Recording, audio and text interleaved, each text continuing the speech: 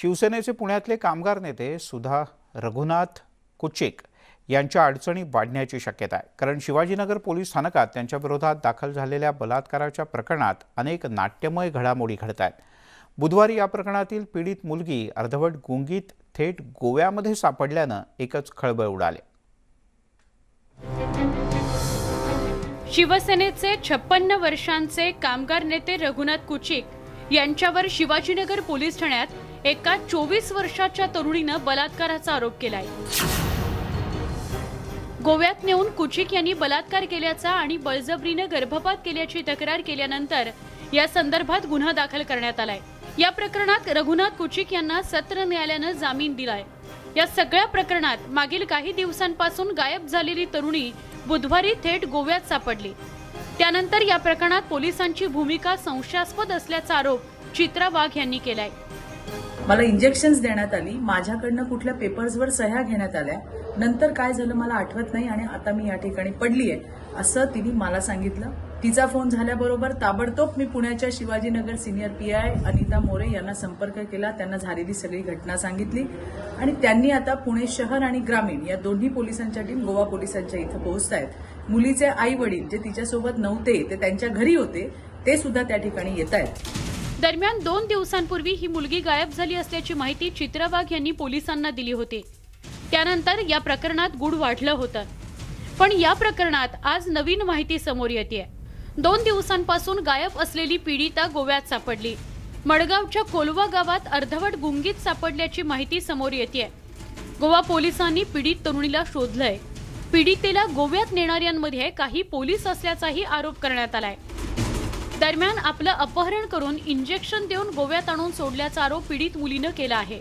आज आपण दिलेल्या या न्यायामुळे मी इतकी धन्य झाले की माझ्या डोळ्यातून एक अश्रूही येऊ शकत नाही, एवढा न्याय तुम्ही मला दिला, त्याबद्दल खूप धन्यवाद।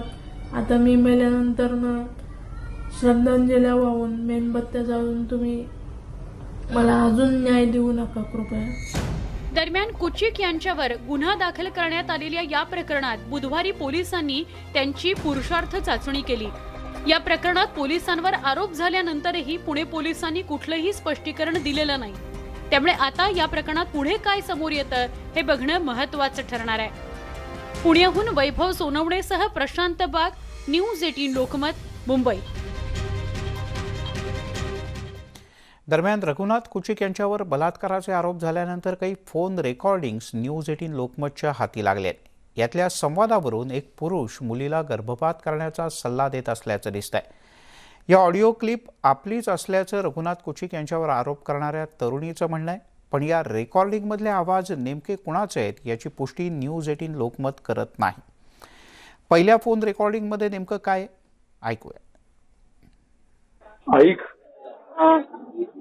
आता तुला काय करू आपण, ती जी आमची चिंचवडकरची डॉक्टर होती ना, चिंचवडला आपण गेलतो ना डॉक्टरकडे हिरेमठ, त्यांच्याकडे ऍडमिट करून टाकू हॉस्पिटलमध्ये, म्हणजे टेन्शनच नको, कारण काय गडबड नको, मग बाकीचं नंतर बघू आपण काय करायचं ते। मी जरा 5-10 मिनिटं थांब, मी त्याच्याशी बोलून, म्हणजे काय कर, तुम्ही हॉटेलला जाऊन बघा थोडंसं बॅग काय तुला सामान पाहिजे तेवढं घे आणि डायरेक्ट तो तुला माणूस घेऊन येईल गाडीत, तुम्ही डायरेक्ट तिथे जाऊन ऍडमिट होऊन घ्या, बाकीचं मी बघतो।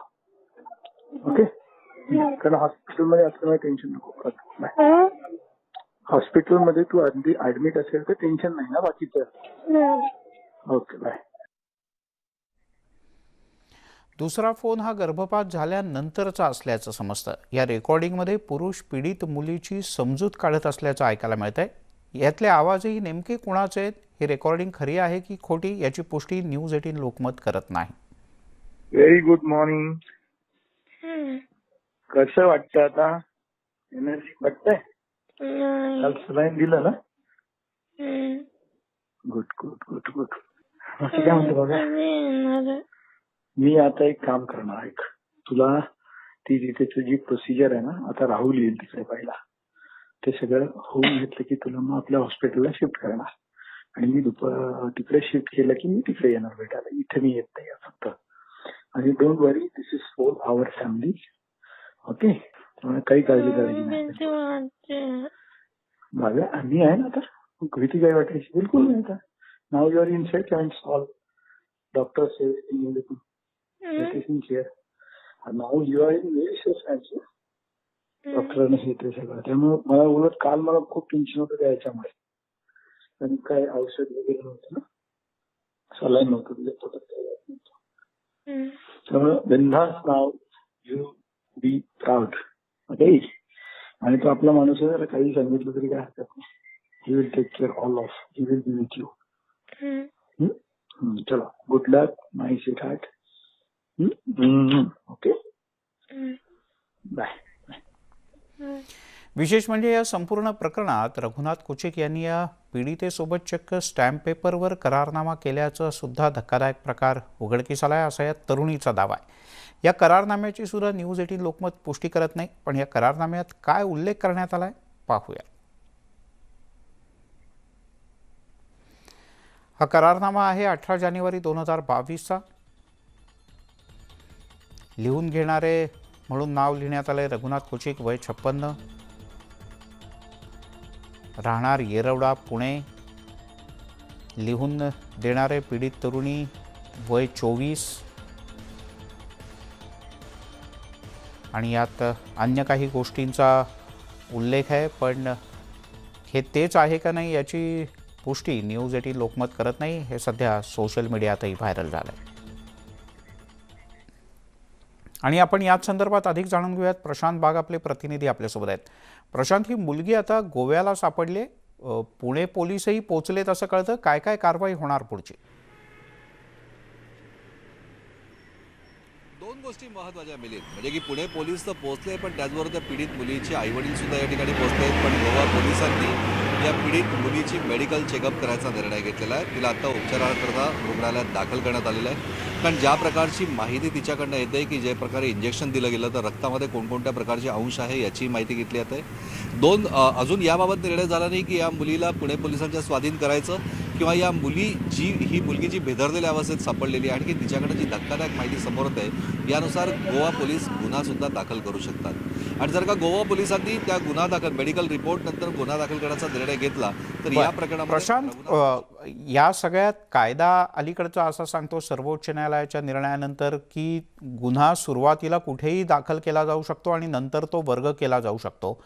त्यामुळे पर्याय हा सुद्धा आहे किंवा शक्यता ही सुद्धा आहे की गुन्हा गोव्यामध्ये दाखल होईल आणि नंतर त्या मुलीला महाराष्ट्रात आणलं जाईल आणि मग गुन्हा परत एकदा वर्ग केला जाईल. किंवा पुढचे नेमकी कारवाई काय असेल? सध्या हे कुचिक नेमके कुठे आहेत आणि त्यांच्याबद्दल काही माहिती मिळू शकले का?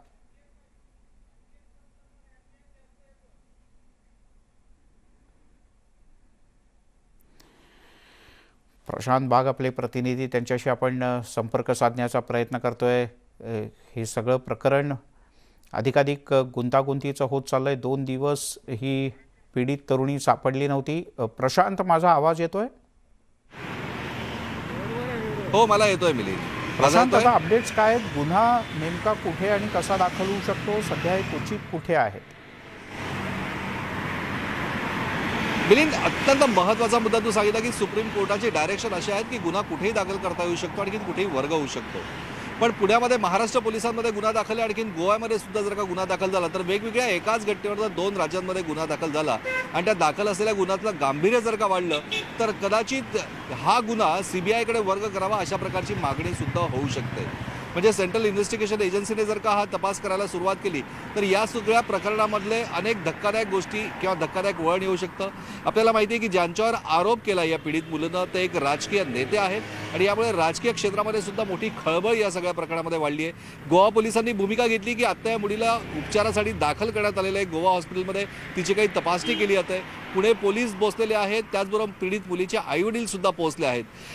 या पीडित मुलीला रिपोर्ट आल्यानंतर की तिच्या आईवडिलांच्या स्वाधीन करायचं, पुणे पोलिसांच्या स्वाधीन करायचं का तिचा अजून एक गुन्हा दाखल करून तपास सुरू करायचा याबाबतचा निर्णय अजूनपर्यंत गोवा पोलिसांनी घेतला नाहीये. आपण अपेक्षा करूयात प्रशांत की मुलगी सुखरूप असेल आणि लवकरच या प्रकरणातल्या आणखीन काही गोष्टी समोर येतील. प्रशांत, तुर्तास धन्यवाद.